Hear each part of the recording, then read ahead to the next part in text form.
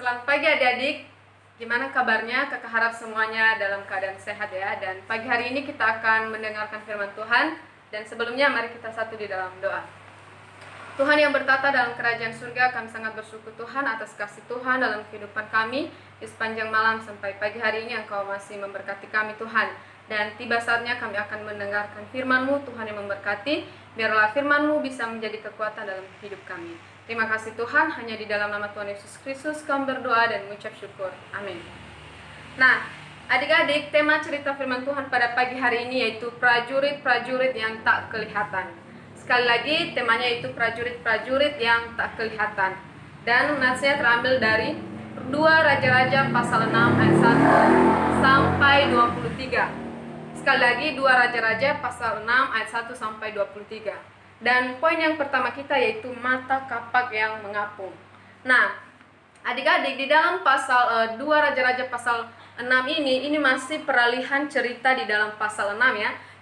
Pasal 5, di dalam cerita pasal 5 itu kita melihat bahwa ada seorang panglima ya, namanya Naaman, di mana dia mengalami penyakit yang sangat menjijikan, tetapi dia mengalami penyembuhan.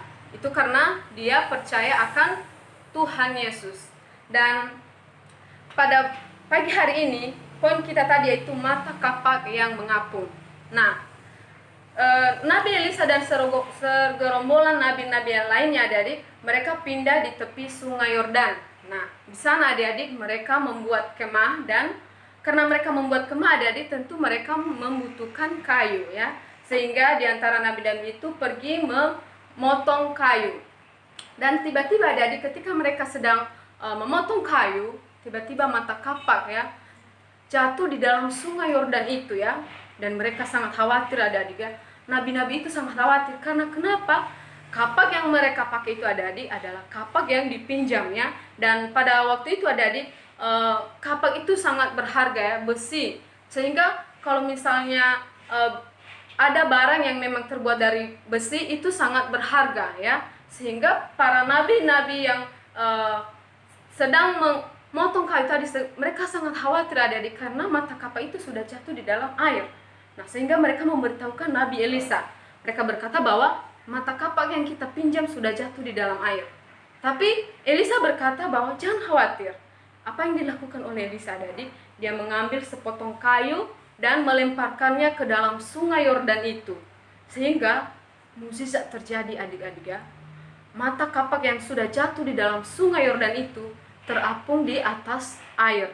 Nah, itu adalah mukjizat Tuhan, bukan karena kekuatan Elisa. Dan yang kedua adik-adik, poin kita yang kedua, penjaga yang kelihatan. Nah, di dalam poin yang kedua ini adik-adik, kita melihat adanya peperangannya. Raja Aram ingin berperang melawan Raja Israel. Dia seperti biasanya adik-adik yang menyuruh prajurit-prajuritnya untuk mempersiapkan ya prajurit-prajurit yang lain untuk menyerang bangsa Israel. Tetapi adik-adik, apa yang terjadi? Rencana-rencana yang dilakukan oleh Raja Aram selalu gagal ya. Mereka selalu terlambat di dalam medan perang. Ketika mereka datang, bangsa Israel beserta raja mereka sudah pergi. Akhirnya Raja Aram berkata kepada prajurit-prajuritnya, dia berkata bahwa siapakah di antara kalian yang memihak kepada Raja Israel? Kenapa setiap rencana yang kita lakukan, kenapa setiap rencana yang kita ingin lakukan kepada mereka, mereka selalu tahu? Nah, prajurit-prajuritnya mereka hanya diam adik-adik ya. Mereka berkata, siapa ya di antara kita yang memberitahukan setiap rencana-rencana yang akan dilakukan ya oleh Raja Aram kepada bangsa Israel?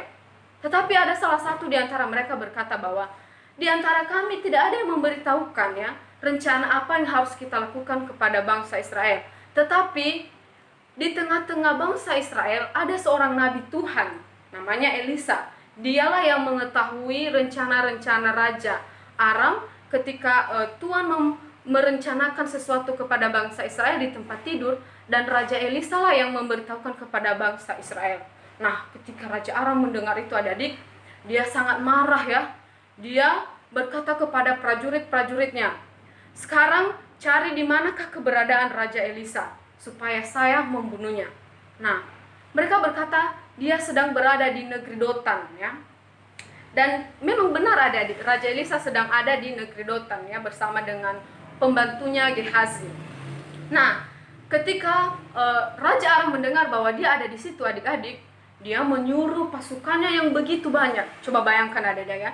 Mereka hanya melawan satu orang, tetapi mempersiapkan prajurit yang sangat banyak ya.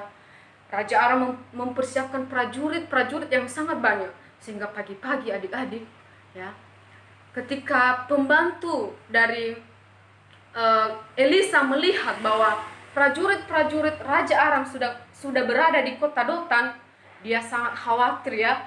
Dia pergi memberitahukan kepada Nabi Elisa. Dia berkata bahwa prajurit Raja Aram sudah berada di kota Dotan dan mereka akan membunuh tuan dan saya.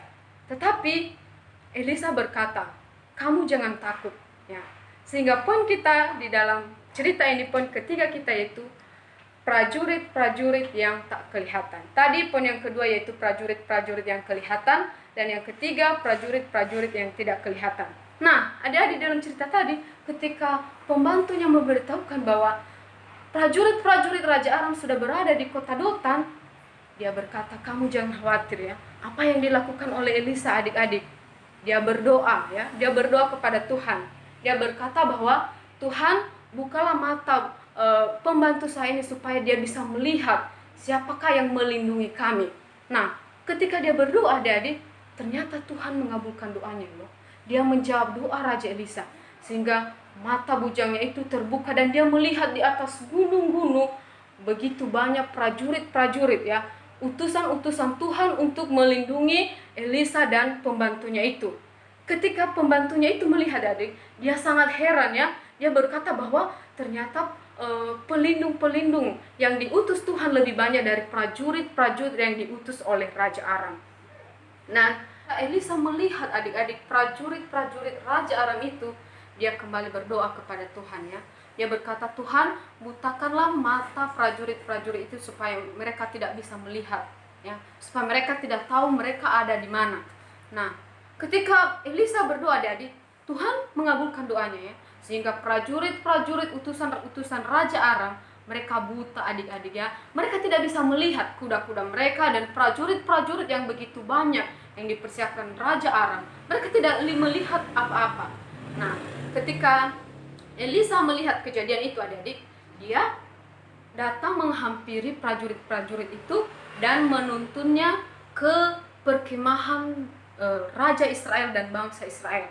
Nah, ketika mereka sampai di perkemahan Raja Israel adik-adik, Raja Israel berkata kepada Nabi Elisa, aku ingin membunuh prajurit Raja Aram ini. Dia berkata bahwa apakah kamu layak membunuh orang yang tidak kamu perangi?